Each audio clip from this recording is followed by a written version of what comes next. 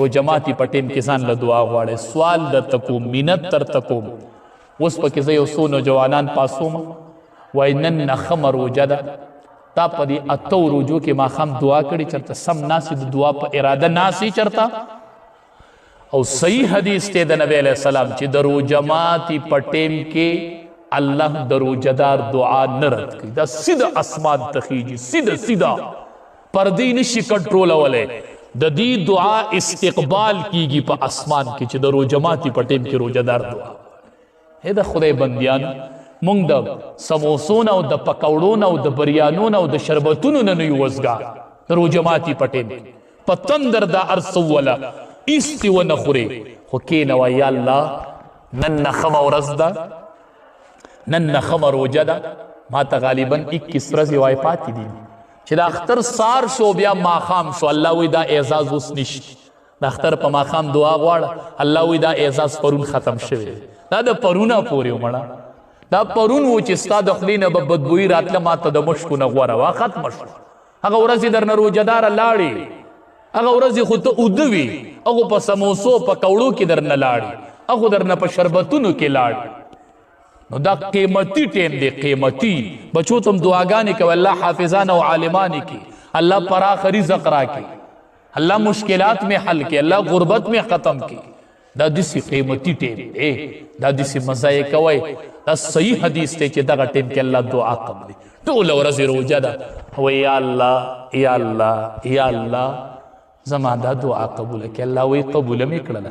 د دې دعا په اسمان کې استقبال کیږي، ملائک په تمه وي، وایي د روجهدار دعا را وختله، د روجهدار دعا را روانه ده، استقبال په اسمان کې کیږي.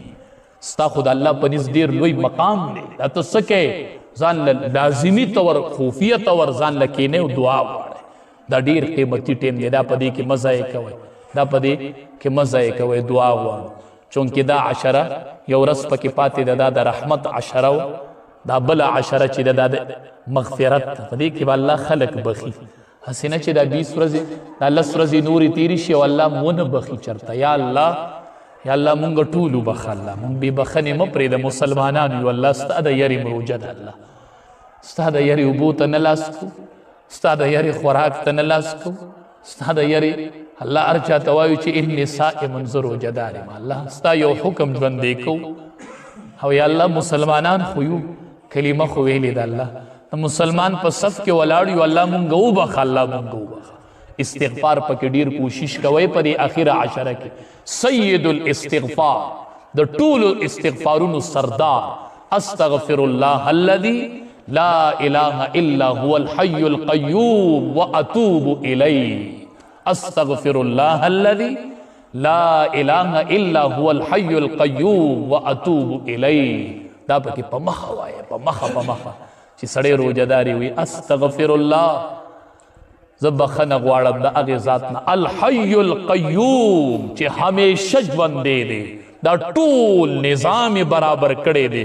و اتوب الیه، الله زه توبه وباسم، ته اوچت یو، زه کمزوری، د توبې ځای مې بل نشته چې الله دې بخي که نه دې بخي. نو دا د استغفار عشره ده، دې کې د استغفار کوشش وکړو. سرسایې باره کې ډېر کسان تپوسونه کوي، نو به هر صورت هغې ته خو لا ورځې وي، په دې وجه لا سرسایې مسله موږ نه ده بیان کړې. او د سرسایې مسله داسې کنفرم ځکه نشو بیانولی چې ما ابله ورځ د غنمو د ریټ تپوس وکړو نو 10,400 روپۍ راته ووي، چې نن مې وکړو نو 11,000 یې راته ووي. نو ما ته وختي یو کس ووي تا سرسایه څو مقرر کړي؟ مې ولې زه ورته شارح ښکاره مه کړو، سرسایه به زه مقرروم. وایي چې سرسایه زه خو سرسایي نه مقرروم. مطلب دا خو ښکلې خبره کوله. ما ته وایي زمونږ ستا په خوله اعتماد نو چې تاسو مقرر کړي. مې زه شارح خو نه یم، پیغمبر خو نه یم چې سرسایي به مقرروم، شارح خو نه یم. به هر صورت نو که اوس نن مونږ تاسو ته ووایو چې 200 ده، نو سبا ورته بل سړی وي 200، لکه مونږ ته خو د جومات امام 200 ویلی. نو دا د ریټونو فرق وي. نو زه تاسو ته کمپرم نشم ویلی چې 200 ورکوئ یا 210 ورکوئ. د غنمو د ریټ معلومات وکئ، نو که غالباً په 11,060 نو بیا خو 240 روپۍ غالباً سرسایه راځي. تاسو په خیر حساب وکئ کیلو په څو راځي. 2 کیلو سرسایه مسله دا ده چې په کم 2 کیلو غنم احتیاطاً